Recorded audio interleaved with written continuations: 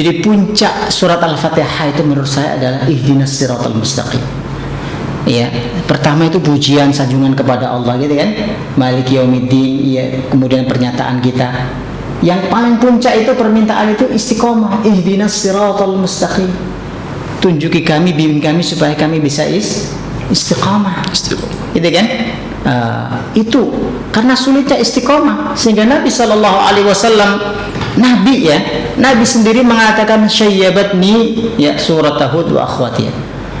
Ya, yang bikin kepalaku berubah ini adalah surat Hud yang di dalamnya ada perintah untuk istiqamah. Ya, bahkan kalau saya mengutip guru saya yang selalu ketika beliau ceramah itu diulang-ulang ini, Allah yarham Dr. Ahzami Sami Unjazuli.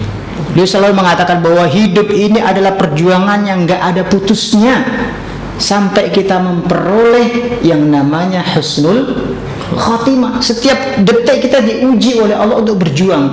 Apa yang kita perjuangkan? Keistiqomahan kita sampai kita bisa meraih namanya husnul khatimah.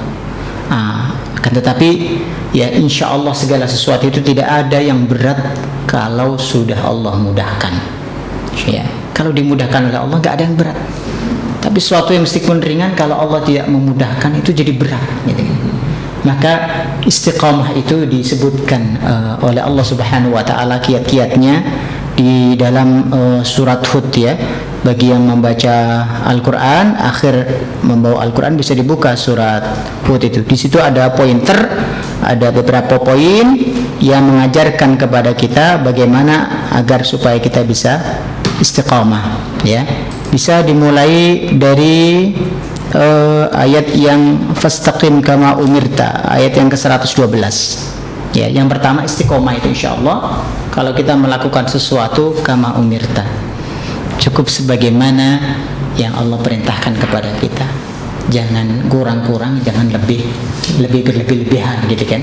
Ya, karena agama ini sudah ditakar dengan takaran yang pas gitu ya. Yang pertama itu fastaqim kama umirta. Yang kedua wa man taba ma'aka. Kita harus bergabung dengan komunitas-komunitas yang sekiranya komunitas ini bisa mengingatkan kita saat kita lupa. Ya, kita bisa gabung dalam pengajian-pengajian, dalam halaqah-halaqah semacam itu ya, yang senantiasa menggiring kita kepada kebaikan. Karena kata Nabi wa inna ma ya'kulu dhi'bu al-ghanam al-qasiyah. Yang dimakan oleh serigala itu kalau kambing itu sendirian. Maka bergabung dengan komunitas orang-orang yang soleh, orang-orang yang baik ini di masjid, di majelis taklim, ya, di kelompok-kelompok pengajian yang mengajak kita kepada keistiqomahan. Ya. Kemudian wa man taba ma'aka wa la tatghaw. Ya, innahu bima ta'malun bis. Kemudian yang ketiga wala tarkanu ilal ladzina zalamu fatamassakumun nar. Jangan sampai kita ini punya sifat simpatik kepada bentuk-bentuk kezaliman. Di sini jadi ramai ya, ada orang main gaple, ada orang prostitusi, ada. Jangan sampai hati kita ini ada kecenderungan mendukung mereka. Gitu kan? Kalau sudah ada kecenderungan mendukung mereka, kita nggak lagi istiqomah. Ya, maka di sini Allah Subhanahu Wa Taala mengatakan, wala tarkanu ilal ladzina zalamu fatamassakumun nar, wa ma lakum min dunillahi min awliya, tsumma la tunsarun. Kemudian yang keempat, aqimis shalah. Seberat apapun sholat itu tegakkan.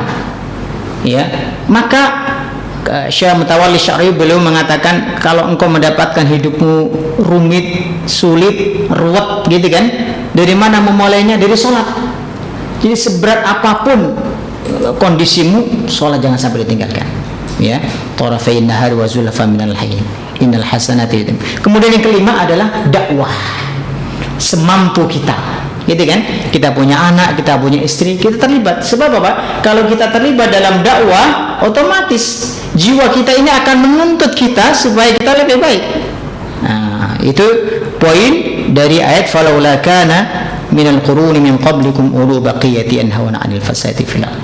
Ya, dan yang terakhir tentu saja adalah tadi ya, doa kepada Allah agar kita dikasih oleh Allah Subhanahu Wa Taala keistiqomahan ketika baca surat Al-Fatihah yang sungguh-sungguh ihdinas siratal mustaqim. Kadang-kadang untuk istiqomah ini Mas, kita mesti babak belur, terlempar, terjungkal, supaya apa? Kita tetap dalam koridor Allah. di PHK dari kerjaan itu kenapa? Doa kita ihdinas siratal mustaqim. Kamu kerja di situ nggak cocok, teman-temanmu pada ngajak kepada keburukan, lingkunganmu buruk, makanya kita di PHK. Kita nggak tahu Allah menginginkan kebaikan untuk kita. Makanya kalau kita baca itu sungguh-sungguh, dan kalau kita minta kepada Allah istiqomah, lalu Allah berikan konsekuensinya, diantaranya dengan dikasih musibah apa tadi, itu kita yakini itu supaya kita tetap istiqomah di jalan Allah Subhanahu Wa Taala.